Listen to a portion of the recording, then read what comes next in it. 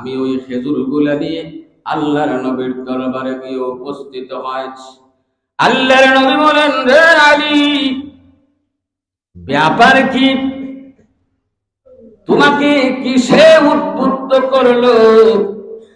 আমার এ কথা তুমি কেমনে জানতে পারলে? আমার অর্থ কড়ির প্রয়োজন। তোমাকে কিসে উদ্বুদ্ধ করলো? হযরতে আলী রাদিয়াল্লাহু তাআলা আনহু বলে, ইয়া রাসূলুল্লাহ, আল্লাহর ভালোবাসা আর আপনি নবী মুহাম্মদুর রাসূলুল্লাহ সাল্লাল্লাহু আলাইহি ওয়াসাল্লামের ভালোবাসা এই কাজ করতে আমাকে উদ্বুদ্ধ করে দিয়েছে। কেমন ভালোবাসা ছিল, কেমন মহব্বত ছিল। হযরতে যায়েদ বিন রাদিয়াল্লাহু, হযরতে আব্দুল্লাহ বিন যায়েদ রাদিয়াল্লাহু তাআলা আনহু একজন সাহাবী। তিনি আল্লাহর কাছে দোয়া করলেন, আয় আল্লাহ তাআলা। কথা বুঝতে অসুবিধা হয়?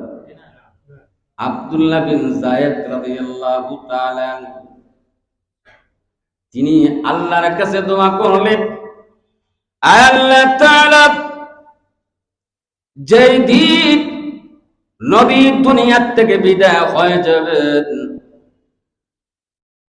যেই পৃথিবীতে নবী নাই,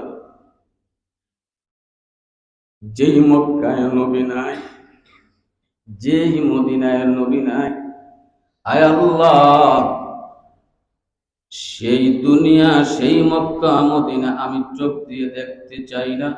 নবীর ইন্তেকাল হয়ে গেলে আয় আল্লাহ, আমার দুইটা চোখ তুমি মওলা অন্ধ বানিয়ে দিও।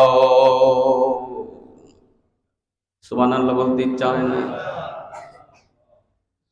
নবী নাই, রাসূল নাই, এই চোখ দিয়ে দুনিয়া দেখবো না।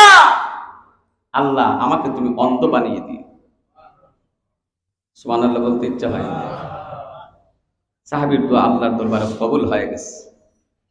এমন আশিক ছিলেন। আর আমরা আশিকের রাসূল, যেই নবী, এই ইসলাম আল্লাহ পাক কার উপর দিয়েছেন? ইসলাম ধর্ম কার মনোনীত? সন্দেহ লাগে নাকি আপনাদের? আসতে বলেন কেন? কার ধর্ম? ইসলাম কে দিয়েছে? ইসলামের দাওয়াত কে নিয়ে এসেছেন? ধর্মের পক্ষে না বিপক্ষে? ধর্মের পক্ষে না বিপক্ষে? আরো জোরে বলেন। সমস্ত নবী রাসূলরা ধর্মের পক্ষে ছিলেন না বিপক্ষে ছিলেন? সমস্ত সাহাবায়ে কেরামরা ধর্মের পক্ষে